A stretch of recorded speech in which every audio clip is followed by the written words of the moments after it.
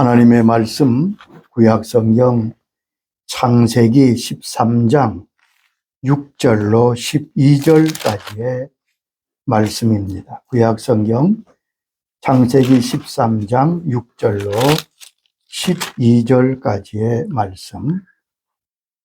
그 땅이 그들이 동거하기에 넉넉하지 못하였으니 이는 그들의 소유가 많아서 동거할 수 없었음이라다. 그러므로 아브라함의 가축의 목자와 룻의 가축의 목자가 서로 다투고 또 가나안 사람과 브리스 사람도 그 땅에 거주하였는지라. 아브라함이 롯에게 이르되 우리는 한 친족이라 나나 너나 내 목자나 내 목자가 다 서로 다투게 하지 말자. 내 앞에 온 땅이 있지 아니하냐. 나를 떠나가라. 내가 좌하면 나는 우하고 내가 우하면 나는 좌하리라. 이에 룻이 눈을 들어 요단 지역을 바라본즉 소알까지 온 땅에 들이 물이 넉넉하니 여호와께서 소돔과 고모라를 멸하시기 전이었으므로 여호와의 동상 같고 애굽 땅과 같았더라. 그러므로 롯이 요단 온 지역을 택하고 동으로 옮기니 그들이 서로 떠난지라. 아브라함은 가나안 땅에 거주하였고 롯은 그 지역 도시들에 머무르며 그 장막을 옮겨 소돔까지 이르렀더라. 아멘. 필그림이라는 말씀 전합니다.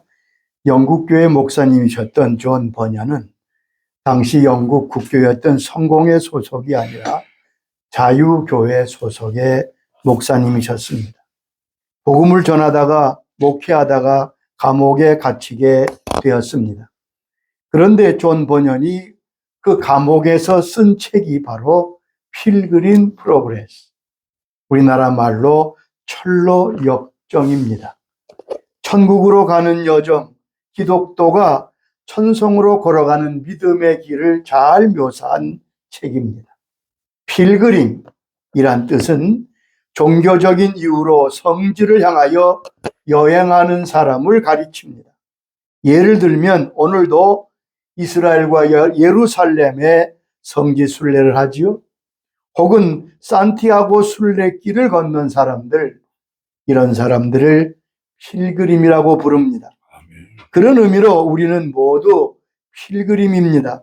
천성을 향하여 걸어가는 믿음의 사람들입니다. 성경에 보면 우리의 선조들이 다 이 필그림으로 살았고 스스로를 나그네로 칭했습니다. 베드로전서 2장 11절에 이렇게 말씀합니다. 사랑하는 자들아, 거류민과 나그네 같은 너희를 권하노니 영혼을 거스려 싸우는 육체의 정욕을 제어하라. 사랑하는 자들아, 나그네와 행인 같은 너희를 권한다고요. 우리의 믿음의 선조들, 천성을 향하여 나그네 순례자의 길 필그림으로 살았습니다. 이방 땅에서 나그네로 산 것이지요. 사도행전 7장 29절에 보면 모세가 미디안의 나그네였다고 말씀하고 있습니다. 모세가 이 말 때문에 도주하여 미디안 땅에서 나그네 되어 거기서 아들 딸들을 낳았다. 야곱은 자기의 생애를 고백하면서 나그네 삶이었다고 고백하고 있습니다. 창세기 47장 9절의 말씀입니다. 내 나이가 얼마 못되니 우리 조상의 나그네 길에 연주에 미치지 못하나 험악한 세월을 보냈나이다. 나그네 길을 걸었습니다. 세상에서 가장 대표적인 필그림은 아브라함입니다. 아브라함은 75세에 고향을 떠나 하나님의 부르심을 받아 1175세 100년 동안을 나그네로 살았습니다. 하나님의 말씀을 따라 순례 삶을 살다가 하나님의 나라에 갔습니다. 아브라함은 고향에서 산 시간보다 나그네로 산 세월이 더 길었습니다. 100년간 순례자로 필그림으로 살았습니다. 히브리 11장 9절에 이 사실을 잘 말씀합니다. 믿음으로 그가 이방의 땅에 있는 것 같이 약속의 땅에 거류하여 동일한 약속을 유업으로 함께 받은 이삭 및 야곱과 더불어 장막에 거하였으니. 하나님께서 100년을 이방 땅에 살았지만 그들은 나그네로 장막에 살았다고 말씀합니다. 아브라함이 항상 옳은 길, 바른 진리의 길로 걸은 것만은 아니었습니다. 때로 곁길로 가서 어려움을 당하게 됩니다. 창세기 12장 10절 이하에 보면 가나안 땅에 심한 기근이 들 때에 애굽으로 내려가 큰 어려움을 당합니다. 하마터면 사라를 잃어버릴 뻔했습니다. 아브라함은 애굽으로 내려갈 때 큰 대가를 치르고 다시 애굽 땅으로 떠나서 베델로 돌아왔습니다. 자, 이 사건은 믿음의 필그림의 길에서 벗어나면 얼마나 위험한가 하는 것을 우리에게 가르쳐 주십니다. 하나님의 지도와 인도를 벗어나 환경을 따라 자기 생각대로 걸어가는 것이 얼마나 위험한 것인가. 혹은 내가 바르다고 택한 그 일이 전혀 다른 멸망의 길이 될 수 있다고 성경은 말씀합니다. 잠언 16장 25절에 이런 말씀이 있습니다. 어떤 길은 사람이 보기에 바르나 필경은 사망의 길이니라. 기근이 심하니까 풍요의 땅, 그 당시에 세계 문명의 발상지인 애굽으로 잠시 피하는 것이 어떻게 보면 지혜로운 생각 같았습니다. 그래서 아브라함은 애굽으로 내려갔습니다. 여러분, 성경은 애굽에 대해서 다음과 같이 말하고 있습니다.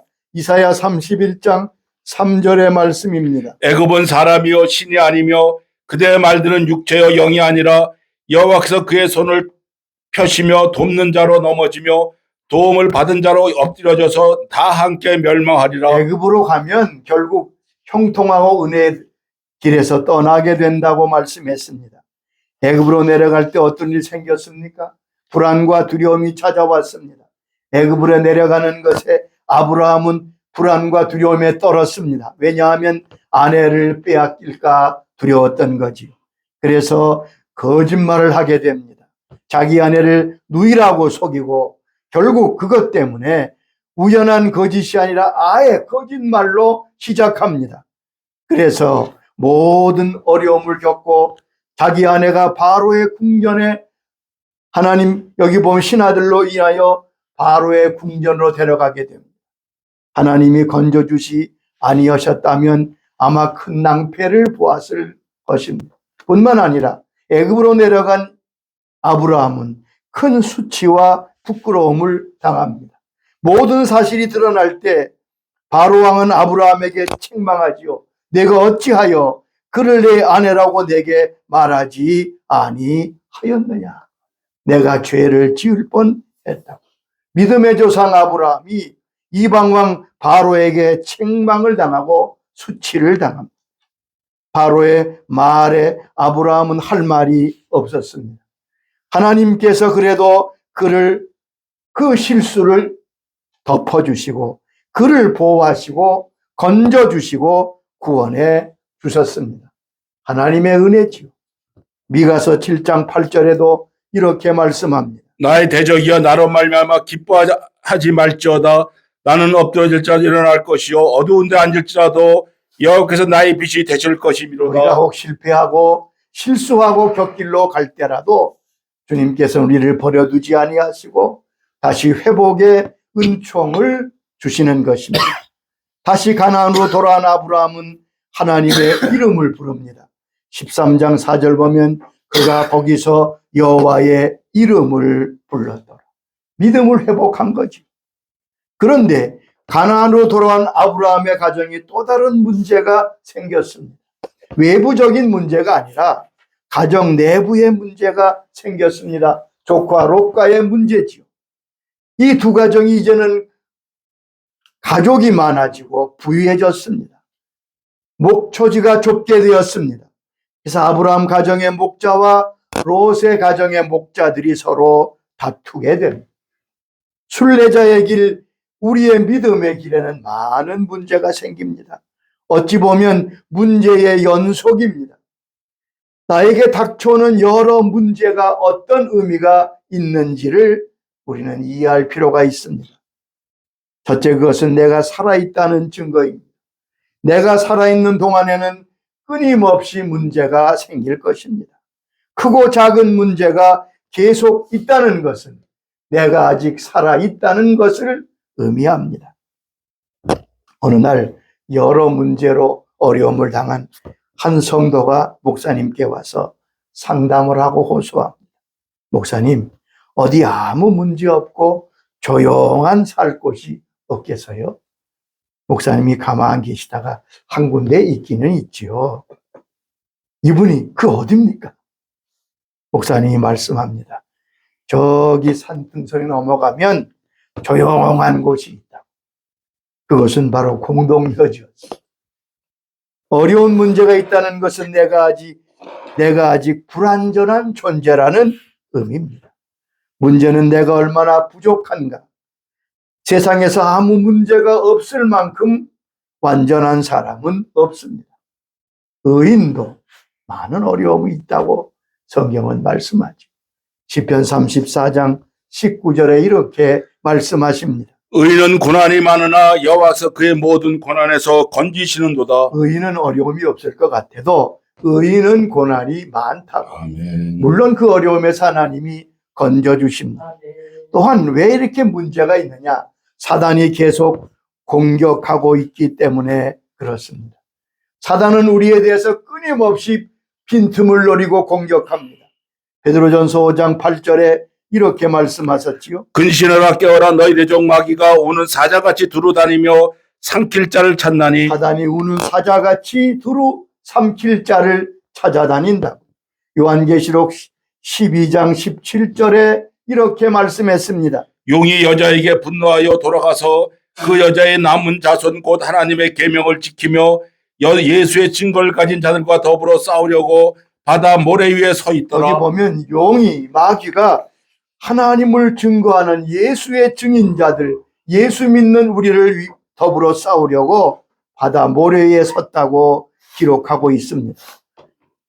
그러면 이처럼 많은 문제들 속에 우리가 문제에서 승리하는 사람이 있는가 하면 그 문제에서 넘어지는 사람도 있습니다. 우리는 이 모든 문제에서 이길 수 있는 은혜와 능력을 주께로부터 받을 수 있기를 바랍니다. 아멘. 순례자의 길에서 만나는 어려운 문제는 다양한 것 같습니다. 그러나 그 성격을 보면 대개 세 가지입니다. 자, 내가 당하는 어려움과 문제가 어떤 것이남을 잘 알면, 그리고 거기에 대한 성경적인 하나님의 말씀을 알면 우리는 잘 극복하고 감당하고 도리어 그것이 우리에게 복이 될 수 있습니다. 첫째는 고난을 만납니다. 우리의 순례길에는 반드시 고난이 있습니다. 욥기 5장 7절에 욥은 이렇게 고백합니다. 사람은 고생을 위하여 났으니 불꽃이 위로 날아가는 것 같으니라. 고난을 위해서 인생이 있다고. 예수님도 고난을 당하셨습니다.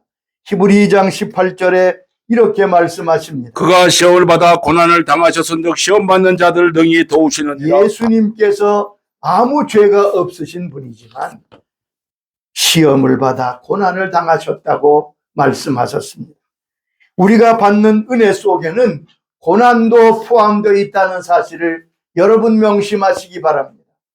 빌립보 1장 29절에 분명히 말씀했습니다. 그리스도를 위하여 너에게 은혜를 주신 것은 다만 그를 믿을 뿐만 아니라 또한 그를 위하여 고난도 받게 하려 하심이니. 우리에게 은혜 주신 것은 우리가 믿고 구원받아 주의 자녀로 살게 될 뿐 아니라 그를 위하여 고난도 받게 하려 하심이니라.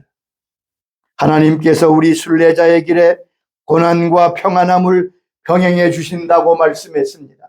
이것이 하나님의 인도의 방법이라고 전도서 7장 13절 이하에 말씀했습니다. 하나님께서 청하시는 일을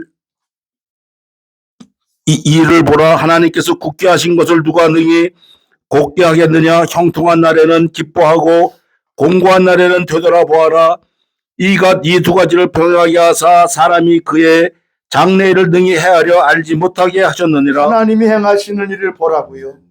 형통한 날, 평안한 날과 곤고한 날을 병행하게 하신다. 병행합니다, 여러분. 헤아려 그래서 알지 못합니다.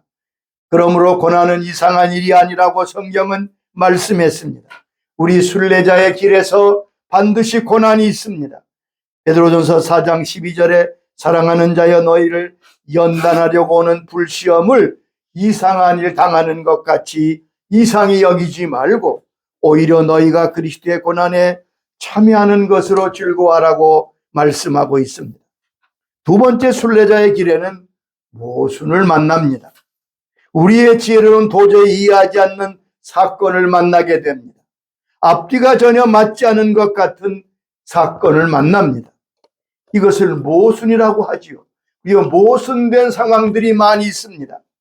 하나님의 선지자들도 이런 경우 속에 여러 어려움을 당했습니다. 요나 선지자는 자기 민족을 잔인하게 죽이고 멸망시키려 하는 아수르에 가서 니느웨에 가서 회개를 외치라고 하시는 하나님의 말씀을 이해할 수가 없었습니다. 용납할 수가 없었습니다. 그래서 그는 도망가지. 하박국 선지자는 너무나 모순된 사회 현상을 보면서 하나님 앞에 항의합니다.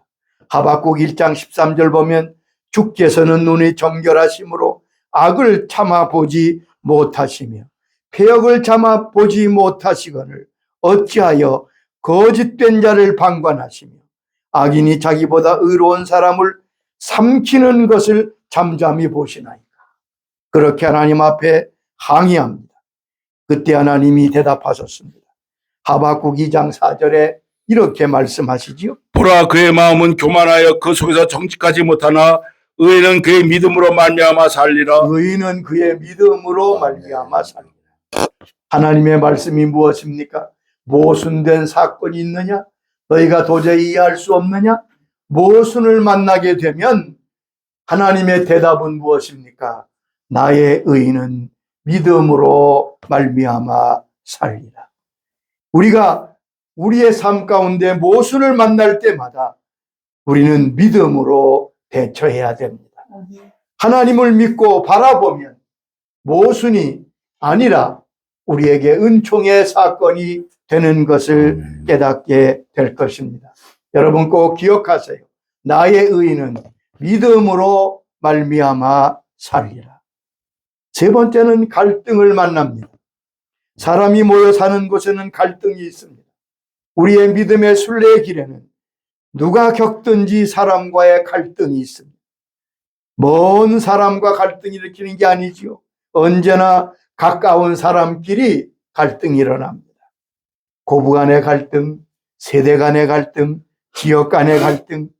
여러분 갈등을 만나면 분쟁이 생깁니다. 다툼이 생깁니다. 심지어 전쟁까지 일어납니다. 여러분 아브라함이 걸어가는 생애 가운데 아브라함이 걸어가는 이 믿음의 순례길에 기근을 만나고 고난을 만났습니다. 그리고 이제는 갈등을 만납니다. 롯 가정과 롯과 직접 싸운 것은 아니지만 이방 사람들이 보는 앞에서 롯의 목자와 아브라함의 목자들이 목추지로 인하여 서로 다투어 갈등이 일어나게 됩니다. 여기 갈등의 원인이 두 가지로 나오지요. 잘 지냈던 가정에 왜 갈등이 생겼느냐? 첫째 원인은 그들이 너무 부유해졌기 때문에 그렇습니다. 풍요가 갈등의 원인이 되었습니다. 13장 2절 보면 아브라함이 육축과 은금이 풍부했습니다. 애굽에 나올 때 바로 왕이 많은 육축과 은금을 주었습니다. 그러므로 그는 큰 부자가 됩니다. 그런데 이 풍요가 갈등을 가져왔습니다. 물질의 풍요는 좋지만 동시에 갈등과 다툼을 가져온다는 사실은 우리가 우리 주위에서 우리의 경험으로 너무나 알고 있지 않습니까? 재벌의 가정에 예외 없이 서로 다툽니다. 가난할 때는 서로 위에 있던 형제들이 풍요해지면 갈등을 가져오고 법정에서 만나는 것을 쉽게 봅니다. 여러분, 재물의 풍요함은 복이지만 거기에는 위험이 내포되어 있다는 사실을 우리는 명심해야 됩니다. 사람이 풍요해지면 교만하여 하나님을 잊어버릴 위험이 있다고 성경은 말씀합니다. 신명기 8장 13절에 이렇게 말씀했습니다. 내 소유가 풍부하게 될 때에 내 마음이 교만하여 내 하나님 여호와를 잊어버릴까 염려하노라. 하나님의 은총으로 풍부하게 되었을 때 풍부만 있는 것이 아니라 내 마음이 교만해져서 하나님을 잊어버리게 된다는 뿐만 아닙니다. 사람 사이에 갈등이 일어납니다. 또한 믿음에서 떠날 위험이 있다고 디모데전서 6장 10절이 말씀합니다. 돈을 사랑함이 일만하게 뿌리가 되나니 저희가 미혹을 받아 믿음에서 떠났다고 말씀하고 있습니다. 두 번째 갈등의 원인은 저들의 사는 땅이 좁다는 것이죠. 아멘. 그래서 서로 다툽니다. 자, 이 갈등을 수습하기 위해서 아브라함이 나섭니다. 이 갈등을 수습하는 아브라함에게서 우리는 지혜를 배워야 합니다. 어차피 우리도 많은 갈등을 앓고 살게 될 텐데 아브라함은 어떻게 이 모순 같은 그리고 이 어려운 갈등을 해결했습니까? 아브라함은 첫째 8절에 보면 우리는 한 가족이 아니냐. 자, 서로 다투지 말자. 누가 잘했느냐를 따지지 않습니다. 아브라함의 관점은 다릅니다. 우리는 한 식구다. 갈등의 문제보다 우리가 한 가족인 것을 더 중요시 여기고 있습니다. 문제에 붙들려 있던 마음이 관계로 그 마음이 옮겨가도록 유도하는 것을 볼 수 있습니다. 갈등을 이기는 길은 너그러운 양보에 있습니다. 아멘. 불변의 법칙입니다. 13장 9절에 내가 좌하면 나는 우하고 내가 우하면 나는 좌하리라. 자, 내가 손해보기로 결정하고 해결 못할 문제는 없습니다. 자존심을 꺾고 접기로 결정하면 대부분의 갈등은 사라집니다. 사실 우리 예수님은 나를 위해, 죄인을 위해, 세상을 위해 모욕을 받으시고 십자가를 지실 이유가 전혀 없습니다. 그러나 주께서 우리를 위해서, 세상을 위해서 십자가를 지시기를 결정하시고 모욕을 받으시고 실행하셨습니다. 그러므로 모든 문제, 구원의 문제, 죽음의 문제, 저주의 문제, 사단의 문제가 해결되었습니다. 아멘. 여러분, 너그러운 양보와 제한, 아브라함은 애굽에 실패해서 배웠을 것입니다. 아브라함이 애굽에 나가서 무엇을 배웠겠습니까?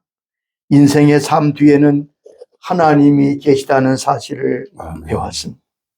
여러분, 애굽왕 바로에게 거짓말하여 그것이 드러났으면 그는 죽은 목숨입니다. 왕을 속였으니 그때 하나님이 개입하셔서 아브라함을 살려주셨습니다. 모든 사건, 모든 문제 배후에 하나님이 계시다는 사실을 인식한 거지요. 아브라함은 그러므로 이런 생각을 할 수 있었습니다. 아브라함의 갈등을 이기는 아름다운 모습의 배경에는 아브라함의 생각, 아브라함의 믿음의 생각이 자리 잡고 있습니다. 아브라함은 어떻게 생각했습니까? 싸워서 분열하기보다는 손해보는 것이, 그리고 화목하는 것이 더 귀하다. 자, 분열하면 서로 갈등하고 싸우면 분열됩니다. 그러나 양보해서 내가 손해를 보더라도 화목해야 되겠다. 그것이 아브라함의 생각입니다. 히브리 12장 4절에 이렇게 말씀했지요. 모든 사람과 더불어 화평함과 거룩함을 따르라. 이것이 없이는 아무도 주를 보지 못하리라. 모든 사람과 화평함과 거룩함을 따르라. 이것이 없으면 아무도 주를 보지 못하리라. 잠언 12장 20절에도 말씀했습니다. 악을 꾀하는 자의 마음속에는 속임이 있고 화평을 의논한 자에게는 희락이 있느니라. 아멘. 싸워서 분열하기보다는 내가 손해보더라도 화목해야 되겠다. 두 번째는 이방인 앞에서 서로 다투어 하나님을 욕되게 하기보다는 내가 손해보는 편이 낫겠다. 비록 자기가 조카와 싸우지 않지만 종들이 이방인 앞에서 싸우는 것은 결코 하나님께 영광이 되지 못해요.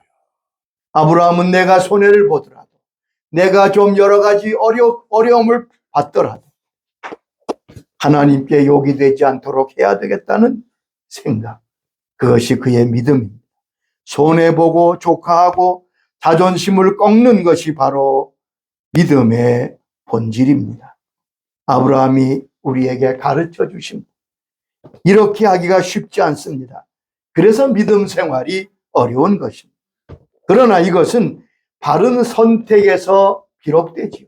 바른 가치관에서 이런 아름다운 모습이 나옵니다. 잠언 22장 1절에 이렇게 말씀했습니다. 많은 재물보다 명예를 택할 것이요 은이나 금보다 은총을 더욱 택할 것이니라. 그렇죠. 아멘. 많은 재물, 은과 금보다 은총을 택하고 명예를 택하라. 이것이 바로 아브라함이 갈등을 이기며 승리했던 비결입니다. 어느 작가가 이런 글을 썼습니다. 어리석은 싸움. 두 형제가 언덕에 누워 하늘을 쳐다보며 서로 말을 나눕니다. 형이 말합니다. 동생아, 나는 저 하늘만큼 넓은 목장을 가질 거야. 그랬더니 옆에 있는 동생이 형, 나는 저 별처럼 많은 소를 기를 거야. 좋아. 그러면 그 많은 소를 어떻게 먹일 것인데? 동생이 내 소를 모두 형의 목장으로 몰고 갈 건데? 형이 다시 말합니다. 뭐야? 내가 허락 안 하는데도 온다고? 동생이 그러다. 그래, 나는 내 마음대로 할 거야. 그래서 그만 싸움이 일어났습니다. 생기지도 않은 목장 때문에 서로 크게 다투게 됩니다. 이것이 인생입니다. 아무것도 아닙니다.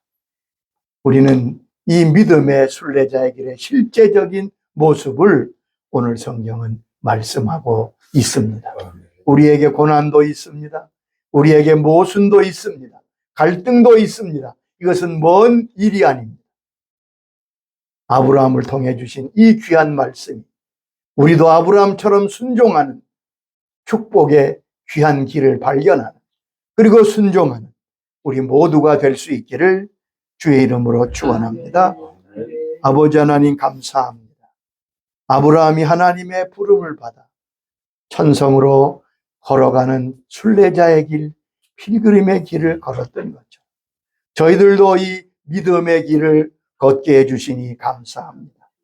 그러나 아브라함에게 수많은 많은 고난도 있고 모순도 있고 갈등도 있었던 것처럼 저희의 삶도 그렇습니다.